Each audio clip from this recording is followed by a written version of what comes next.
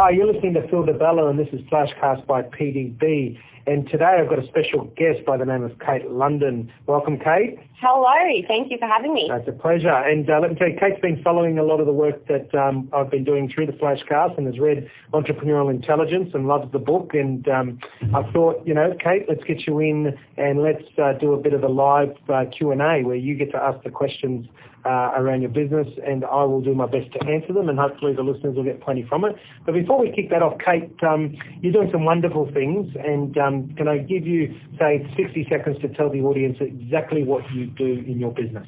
Yeah, so I coach women that are in unhealthy relationships. It might be abusive, affair relationships, or generally the relationship is not going as they had planned. So I help women in relationships.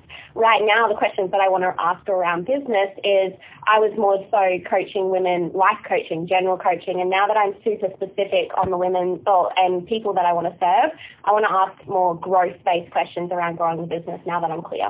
Fantastic. Where can people find out more about yourself, or if they want to get in touch with you? Yeah, katelondon.com.au. Perfect. So there you have it. Kate, over to you. You've got about 8.5 minutes to fire away. Yeah, so in your book, you talked about the worst possible scenario.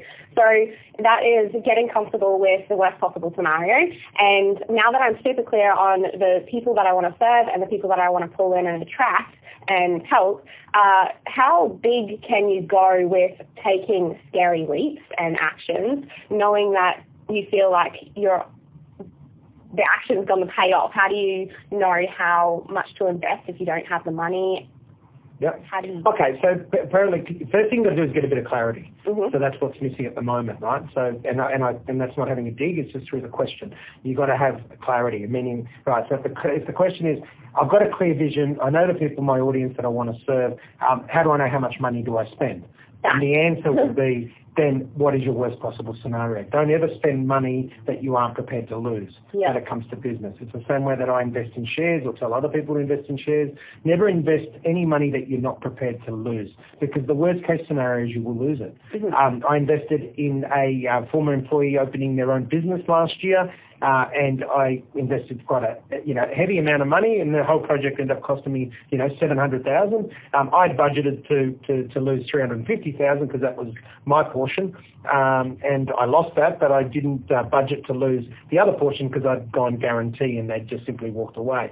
So that was a bit of a shock and a wake-up call. And yes, people that have been successful have also made lots of mistakes.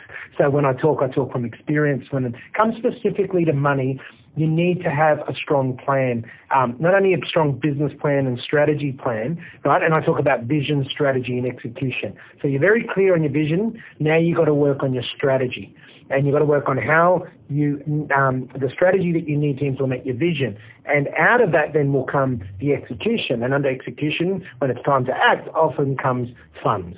How much money do I have? Do I need? So I always say, comfortable, worst possible scenario, get comfortable with it. That's my risk management plan. And in specific to money, don't ever invest anything you're not prepared to lose, because the only thing certain in this world is that you're going to die one day. And I don't want to be morbid, but it really does. And even my new project with the coffee commune, I keep saying, forget the people that are involved, forget that we've got money. I'm starting this like a new startup.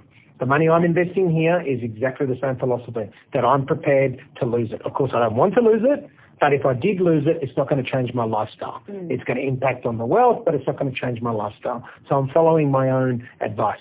Yeah, fantastic. So I have a question on that. In regards to in the early days of marketing, investing in marketing and everything like that, you don't have awareness of how that is going to unfold and how it's going to profit. But once you find the right path, then it becomes suddenly like the path that you always follow if it creates results. Yeah. So,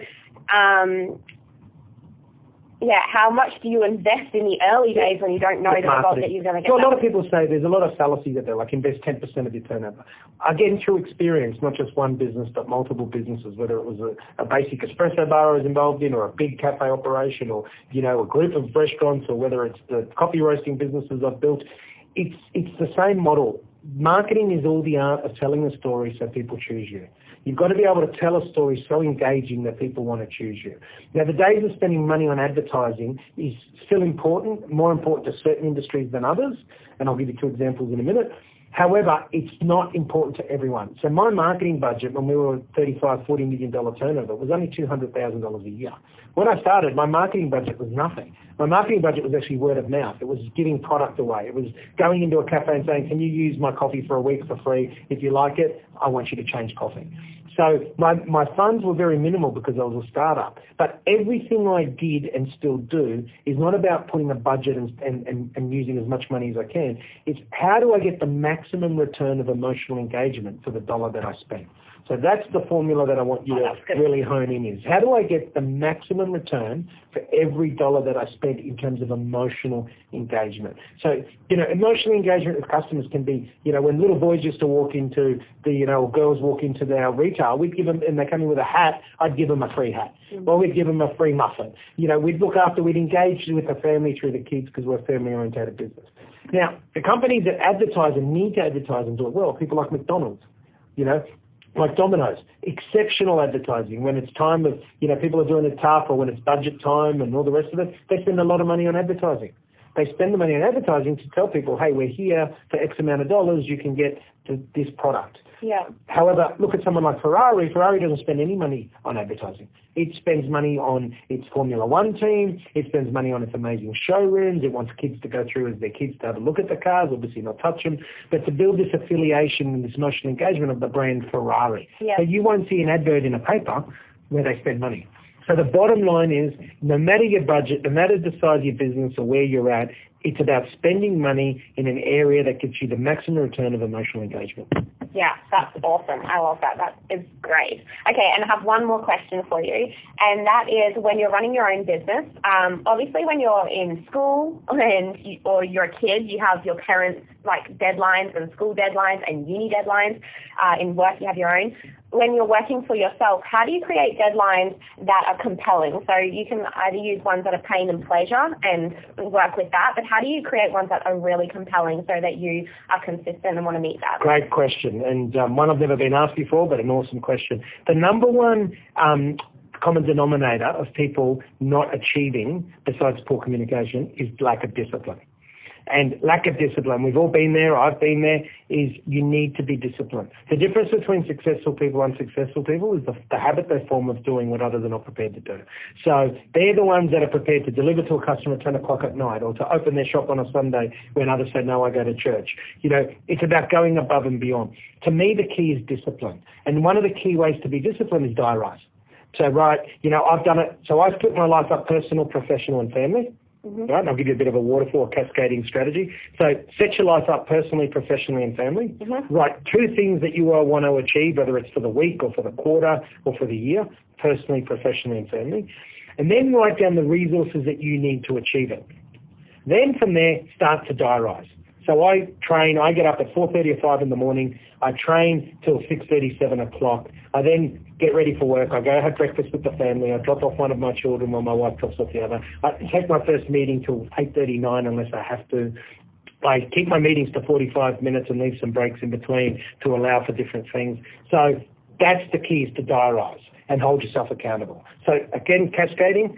Understand that your life's built in 3. You need to have personal time, professional time, family time. You need to understand what your vision is for each, your goals, your purpose, whether it's for the week, for the month, for the quarter, up to you. Have 2 things written down, not in your head, put them on paper.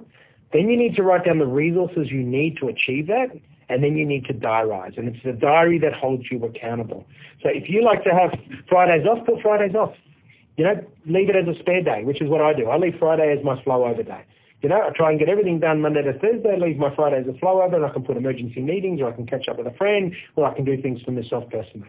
So that's the key. And do you keep yourself accountable? So you diarize it, but then do you keep yourself accountable to someone, or? Yeah, to myself, because let's face it, the best person to keep accountable to is yourself. But it does take discipline. Discipline's the ingredient. Kate, in the spirit of 10 minutes, great to have you. Good luck with your business. KateLondon.com.au for anyone needing specialised and perfect, great experience advice. coaching from someone who has a lot of experience in this space and is there to help people. I wish you the best of your business. So thank you for coming on the show. Thank you so much. Any final words? Yeah, no, thank you very much. No worries. Guys, until next time, you've been listening to Phil DeBella and I've had Kate London on the show. It's been wonderful to have you. Until next time, take care, be the best you can be. You've been listening to FlashCast by PDB.